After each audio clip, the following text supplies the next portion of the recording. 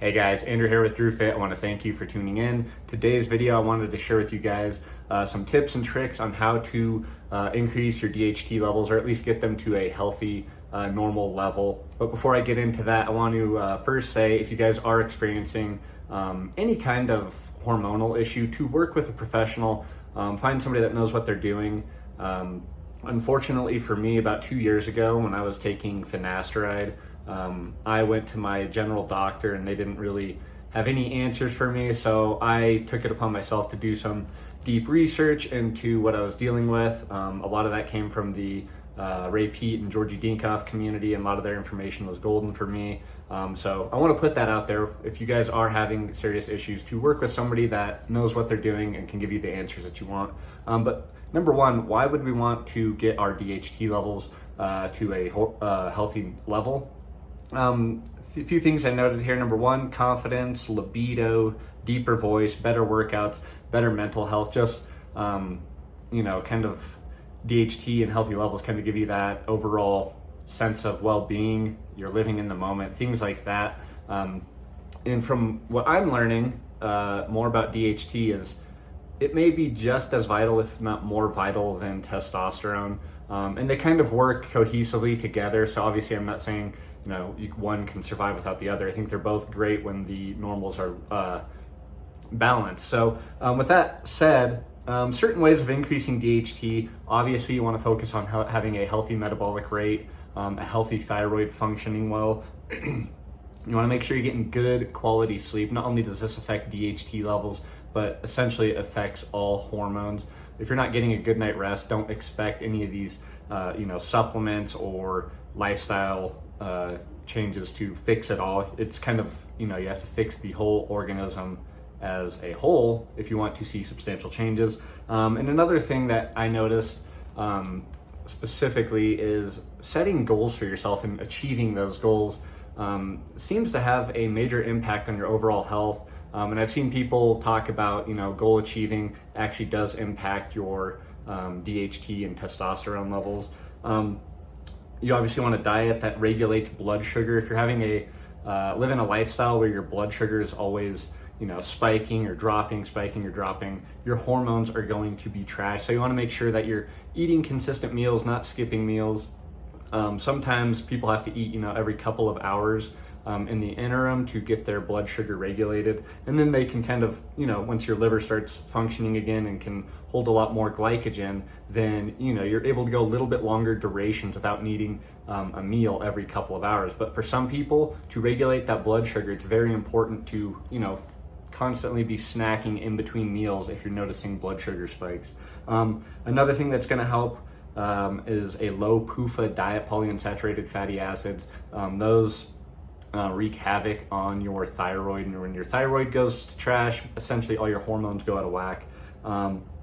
Another thing for diet wise, quality protein. You want to consume easily digestible fruit. If you're going to eat starchier fruits like bananas and apples, I highly encourage you to cook them to a point to where they're going to be the starch is not going to be as hard to break down in your digestive system, because believe it or not, this does increase things like serotonin.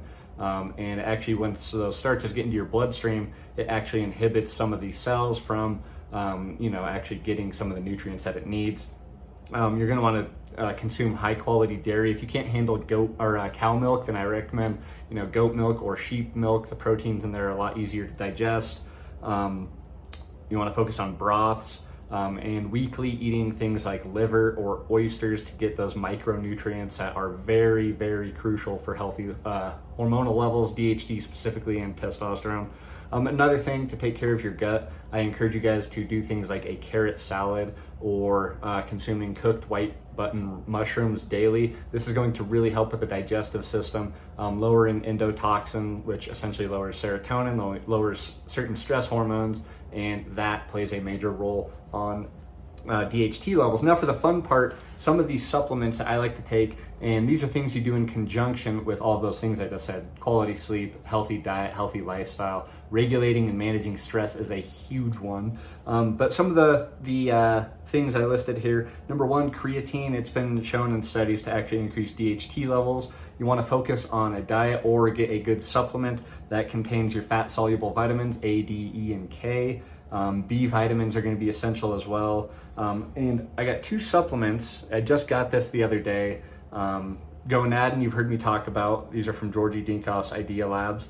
Gonadin just helps overall with men's hormonal production, focusing on lowering a lot of the stress hormones that impact things like testosterone, DHT, things like that. And another one I just tried is actually a precursor to DHT. I'm still learning about it. And doing a test subject on myself, and that is androsterone. I believe I'm saying that right. Yeah, androsterone. I believe it is the precursor to DHT. And I've seen on his thread a lot of people getting, a lot of mixed reviews. But I'm going to start on this supplement low and slow and go from there, see if I notice any substantial changes. Right now I'm day 2. If anything, I'd say I notice a little bit of a calming effect, cool, calm, and collected, which is good. Other things you can do: caffeine. If you can't handle coffee, then taking a caffeine supplement might help. Key 3. Now, I've talked about taking thyroid medication before. Obviously, you want to work with a professional. Start low and slow on, if you're going to self-medicate. That's what I do. I start with like a grain, which is a very, very tiny amount. If you see the pills, they're small in themselves. I get a pill cutter. I cut it into like fourths or even smaller, starting off, and go from there and kind of gauge how you feel. But again, if you're going to be doing that and you want the best results, I highly encourage you to get some lab tests run on yourself and see where you're at. Another thing that helps support DHT, glycine. That's going to help with sleep, and sleep obviously helps with hormonal production. Nicotine's been shown to have an impact on DHT, as well as a magnesium supplement.